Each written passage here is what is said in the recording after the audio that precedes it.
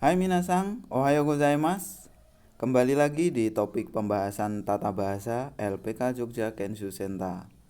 Bersama saya Yusuf dan kali ini kita akan membahas Minano Nihongo bab 12. Kita sudah belajar bab 1 sampai bab 11 di video-video sebelumnya. Dan di bab 12 ini kita juga akan melanjutkan seri dari playlist tata bahasa ini. Minasang, jangan lupa untuk tetap belajar menggunakan buku Minano Nihongo Honsatsu. Di situ ada Renshu A, Renshu B, dan Renshu C. Selain itu, minasang juga kami sarankan untuk membuat kalimat sendiri, kemudian diucapkan atau diutarakan kepada sensei atau kepada teman-teman yang sesama lagi belajar bahasa Jepang, supaya terbiasa dan supaya bisa menggunakan bahasa Jepang sesuai kondisi masing-masing. Jangan mengandalkan buku saja, namun juga mengandalkan imajinasi minasang masing-masing. Oke, di bab 12 ini apa saja sih yang akan kita pelajari? Ada 6 materi utama di bab 12 ini, yang kebanyakan masih membahas tentang kata sifat ya. Sebelumnya di bab-bab yang lalu kita pernah belajar kata sifat, namun di bab ini kita lebih detail belajar kata sifat mengenai kata sifat lampau ya, untuk lampaunya kata sifat, kemudian berbagai variasi dalam pola kalimat yang menunjukkan pilihan ya. Di antaranya adalah penggunaan partikel yori, penggunaan dojiraga, kemudian penggunaan noho ga, kemudian penggunaan kata tanya, ga ichibang, kata sifat gitu ya. Oke, mari kita bahas satu persatu. Yang pertama adalah lampau dari kata sifat na dan lampau dari kata benda. Contohnya ya, kita ada 3 contoh di sini. Contoh yang pertama itu kalimat positif untuk kata sifat na. Kemarin Yuri sangat cantik. Cantik itu bahasa Jepangnya kan kirei, itu masuk ke dalam golongan kata sifat na. Jadi lampaunya menjadi Kino Yuri sang wa sugoku kirei desta. Sugoku di sini untuk menyangatkan ya, sangat gitu ya. Kirei itu cantik, sedangkan desta untuk melampaukan kirei gitu ya. Jadi lampaunya kata sifat na itu dengan mengubah des menjadi desta. Untuk kata benda juga sama ya. Terus yang kedua, ujiannya tidak mudah. Jadi tidak mudah. Mudah itu dalam bahasa Jepang kantang. Mudah kantang ya, itu masuk kata sifat na. Tidak mudah kantang ja arimaseng. Kemudian lampaunya menjadi kantang ja arimaseng desta. Ujiannya tidak mudah, itu menjadi shiken wa kantang ja arimaseng desta. Yang ketiga, apakah supermarket ini dulunya hotel? Nah, contoh ketiga ini merupakan contoh untuk kata benda. Jadi kata benda itu lampaunya sama seperti kata sifat na. Kemudian kalau bentuk pertanyaan berarti desnya diganti desta. Apakah supermarket ini dulunya hotel? Itu bahasa Jepangnya menjadi konosu bawa hoteru destaka gitu ya. Jadi desnya kita ganti desta. Begitu juga dengan kata sifat na, itu kalau bentuk pertanyaan juga sama seperti itu, desnya diganti desta.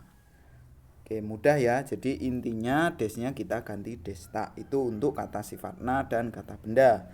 Lain cerita untuk kata sifat i, itu lampaunya sedikit berbeda. Mari kita simak. Yang pertama, permen kemarin rasanya manis. Manis itu bahasa Jepangnya amai.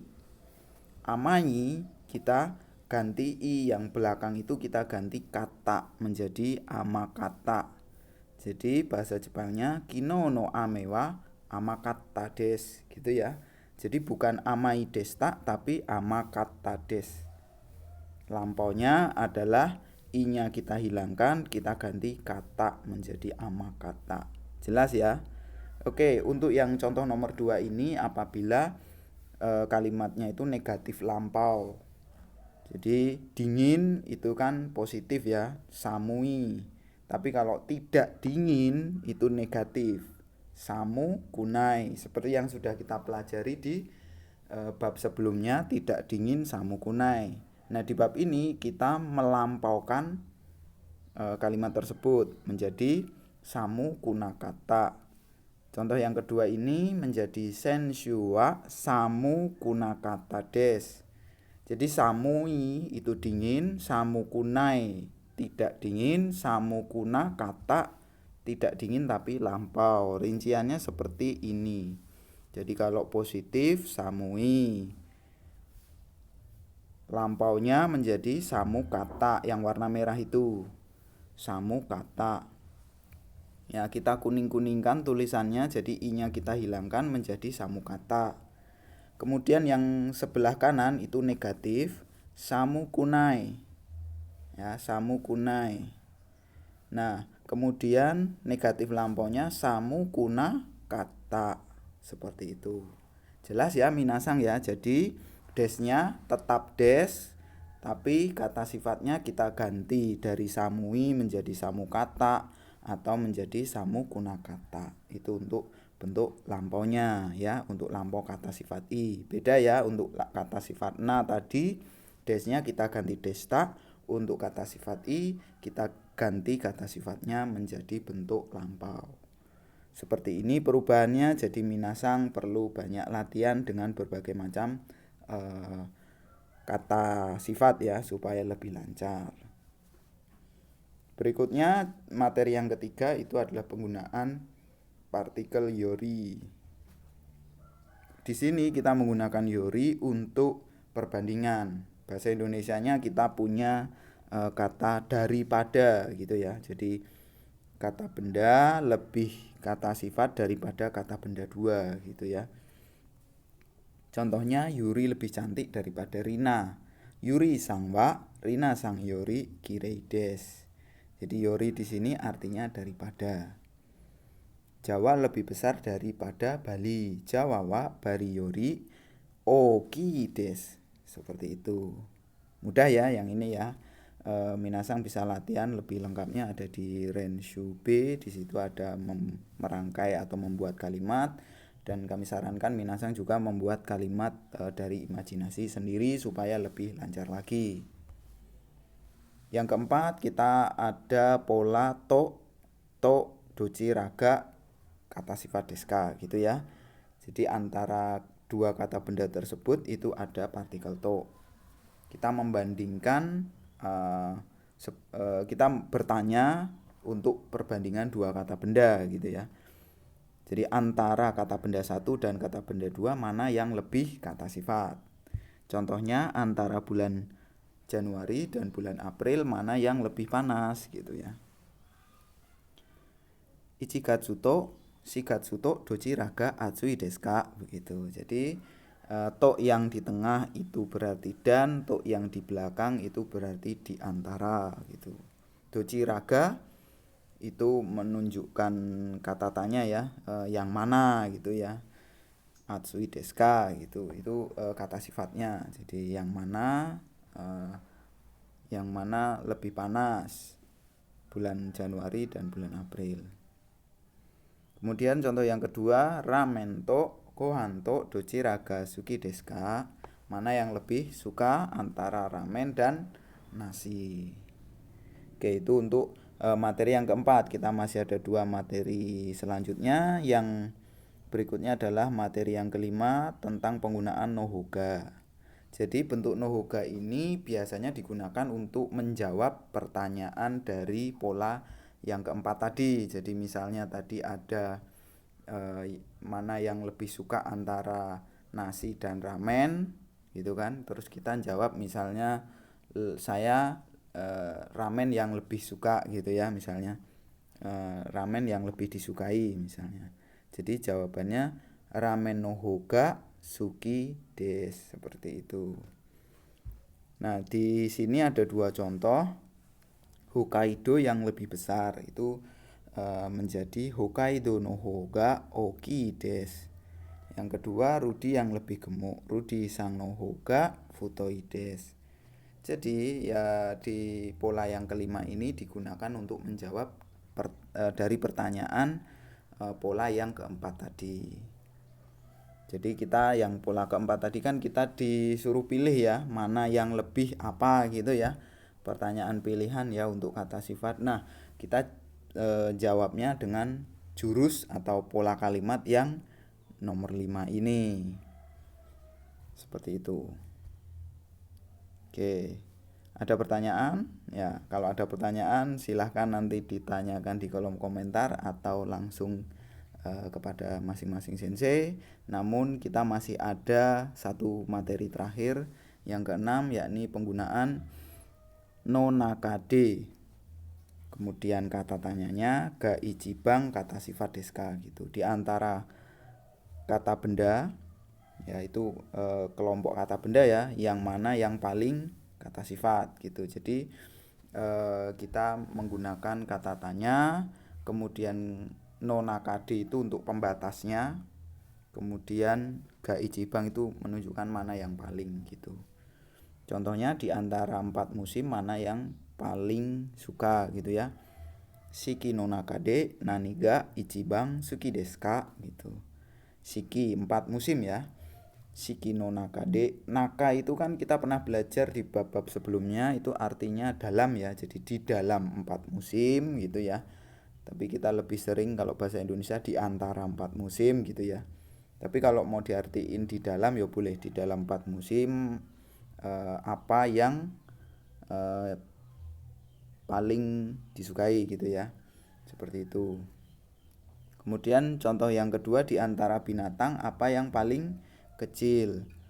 Dobutsu no nakade naniga ichibang chisai desu ka gitu ya. Jadi kata tanyanya ini boleh apa saja sesuai dengan yang ingin ditanyakan ya. Jadi boleh apa, boleh siapa, boleh di mana, boleh kapan gitu ya. Jadi kalau contoh nomor 1 itu saya ganti kapan juga boleh ya. Itu mungkin lebih tepatnya kapan ya, bukan nani ya, tapi itsu ya. Jadi contoh nomor 1 itu mungkin lebih tepatnya Shiki no nakade itsuga ichibang suki desu ka gitu ya, karena bercerita tentang musim ya. Musim itu kan berarti kaitannya sama waktu ya. Kemudian yang di antara binatang mungkin apa ya, kan nggak mungkin siapa ya, jadi apa. Mungkin yang contoh kedua itu memang betul naniga ichibang chisai, tapi kalau yang contoh nomor 1 itu agak salah ya, yang benar itsuga ichibang suki desu ka ya. Oke, seperti itu ya minasang ya. Jadi mungkin PPT-nya ini sedikit ada koreksi ya, tapi minasang saya harapkan bisa lebih paham. Jadi no nakade itu digunakan untuk pembatasnya, terus ga ichibang untuk bertanya mana yang paling, apa yang paling, kapan yang paling gitu ya. Nah, kata tanyanya terserah tergantung bendanya tadi. Misalnya hewan berarti apa, kalau orang berarti siapa, kalau waktu mungkin itsu gitu ya, kalau tempat doko gitu ya. Kalau nomor 1 ini lebih ke waktu ya, jadi itsu gitu ya. Kalau contoh untuk orang misalnya Tomodachi no nakade darega ichibang takai desu ka, misalnya di antara teman-teman Anda siapa yang paling tinggi gitu ya. Terus misalnya Kazoku no nakade darega ichibang wakai desu ka, di antara keluarga Anda siapa yang paling muda gitu misalnya. Oke, itu untuk materi yang ke-6 ya. Jadi kita belajar banyak tentang penggunaan pola-pola kalimat khususnya untuk kata sifat ya di bab 12 ini. Kami harapkan minasang banyak-banyak latihan dan kalau belajar itu ndak perlu takut salah ya. Jadi justru ketika belajar ini kita sering-sering melakukan kesalahan ya. Sering-sering melakukan kesalahan, kemudian kalau sudah tahu yang salah di mana kita bisa memperbaikinya. Jadi kami memang menyarankan kalau untuk membuat kalimat, minasang habis membuat kalimat itu di cross check lagi kepada sensei apakah sudah betul atau belum. Jadi diucapkan aja, jadi nggak usah dipendam atau tidak hanya ditulis tapi diucapkan kepada sensei apakah sudah betul atau belum. Terutama ketika online ya, kita ketika online menggunakan video call, ketika pelatihan secara interaktif dengan sensei, silahkan di cross check lagi apakah kalimat yang dibuat sudah betul apa belum. Seperti itu ya minasang ya. Jadi materi-materi yang ada di video ini merupakan materi dasar yang bisa minasang gunakan untuk dasar berbahasa Jepang ya. Tapi untuk aplikasinya dalam percakapan, dalam situasi tertentu, minasang harus dalam bimbingan sensei ya. Oke, seperti itu yang bisa saya sampaikan pada pagi hari ini. Semoga bermanfaat dan sampai ketemu lagi di video-video selanjutnya. Terima kasih telah menonton. Saya akhiri. Assalamualaikum warahmatullahi wabarakatuh. Matane minasang. Bye bye.